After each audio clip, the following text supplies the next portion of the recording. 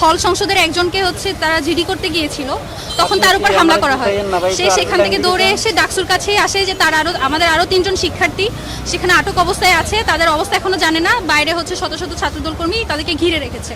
তো এটা শোনার পর আমরা থানার সাথে যোগাযোগের চেষ্টা করি, থানা থেকে সেভাবে রেসপন্স পাওয়া হয় নাই। তখন আমরা সিদ্ধান্ত নিই যে আমরা ডাকসুর প্রতিনিধিরা গিয়ে তাদেরকে নিয়ে আসবো।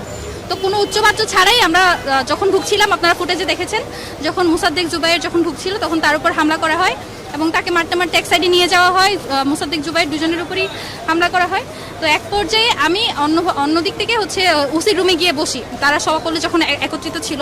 তো পরবর্তীতে যখন আমরা বের হয়ে ওদেরকে আনার জন্য বলছিলাম যে আপনারা নেতাকর্মীদের বলেন যে তারা যাতে, ওখানে সাহস ছিলেন, শিপন ভাই ছিলেন, আরও অনেকে ছিলেন, অনেক ভাই ছিলেন, অনেকে ছিলেন, আমাদেরকে আমরা বারবার বলছিলাম যে আপনারা একটু তাদেরকে ভিতরে আনার চেষ্টা করেন।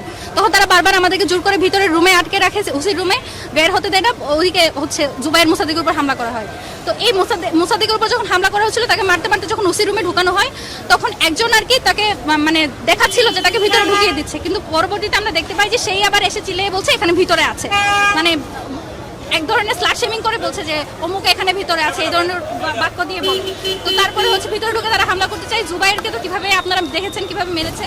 এর পরবর্তীতে রাকিব ভাই আসে এবং সবচেয়ে খারাপ লাগার জায়গা যেটা, জুবাইর মোসাদ্দেক যে ছেলেগুলোর জন্য যারা ছাত্রদল করার কারণে গেস্ট রুমে যাদেরকে নির্যাতন করা হতো, এবং জুবাইর মোসাদ্দেক যাদেরকে বাঁচিয়ে আনার জন্য যখন আওয়ামী লীগ তাদের উপর হামলা করতো, তাদেরকে মারিয়েছে সেই ছেলেগুলোই আজকে জুবাইর মোসাদ্দেকের গায়ে হাত তুলেছে।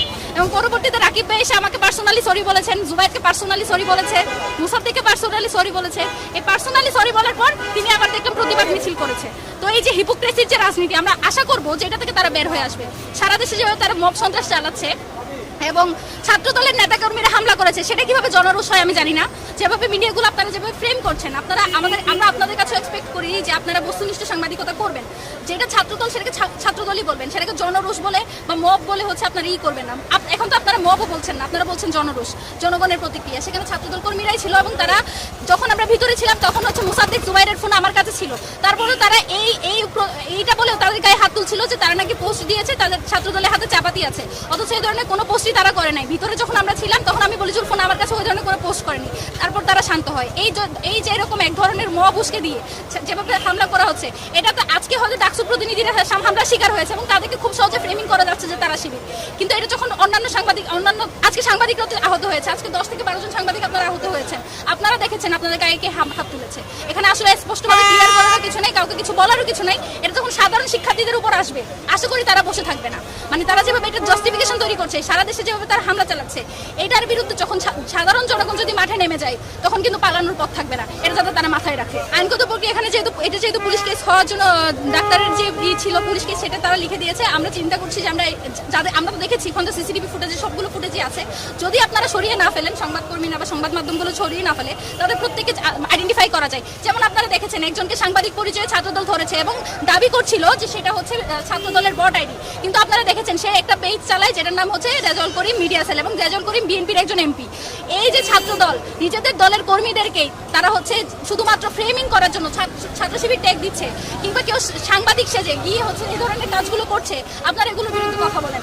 আপনারা যদি এগুলোর বিরুদ্ধে আজকে কথা না বলেন, কালকে আপনার গায়ে যখন হাত উঠবে আর কেউ কথা বলবে না।